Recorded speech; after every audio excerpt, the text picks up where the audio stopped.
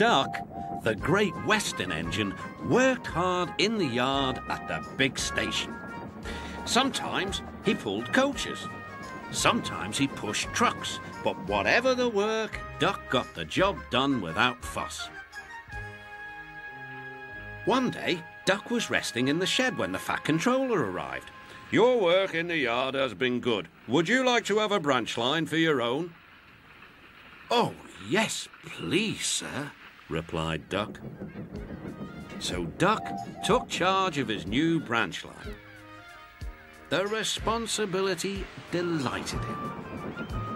The line runs along the coast by sandy beaches till it meets a port where big ships come in. Duck enjoyed exploring every curve and corner of the line. Sea breezes swirled his smoke high into the air and his green paint glistened in the sunlight. "This is just like being on holiday," he puffed. "Well, you know what they say," laughed his driver. "A change is as good as a rest." Soon Duck was busier than ever.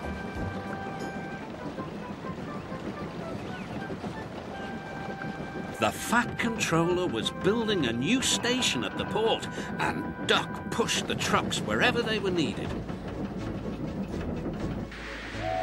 Bertie looked after Duck's passengers, and the other engines helped too, but the work took a long time. Noise and dust filled the air.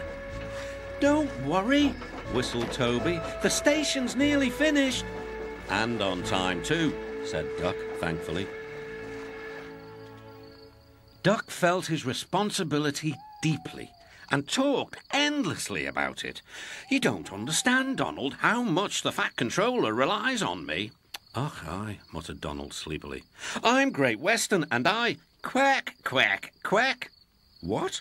"Ye heard. Quack, quack you go. Sounds like you'd an egg laid. Now wheesht and let an engine sleep."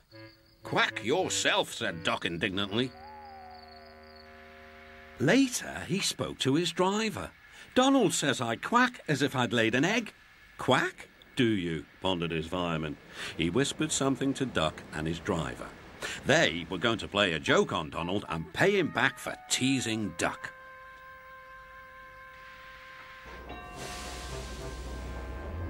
The engines were busy for the rest of the day and nothing more was said. Not even a quack.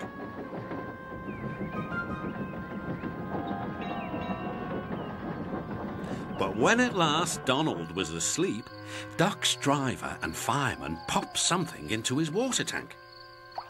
Next morning, when Donald stopped for water, he found that he had an unexpected passenger aboard. A small white duckling popped out of his water tank.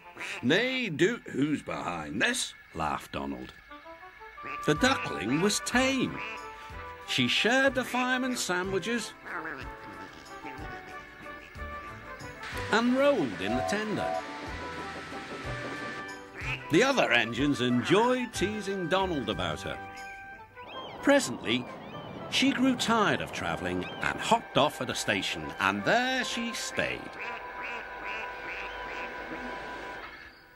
That night, Donald's driver and fireman got busy, and in the morning, when Duck's crew arrived, they laughed and laughed.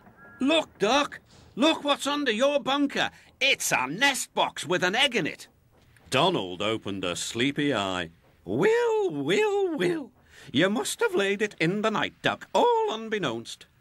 Then Duck laughed too. "You win, Donald. It'd take a clever engine to get the better of you." There's a pond near the duckling station. Here she swims and welcomes the trains as they pass by. The station master calls her Dilly. To everyone else, she is always Donald.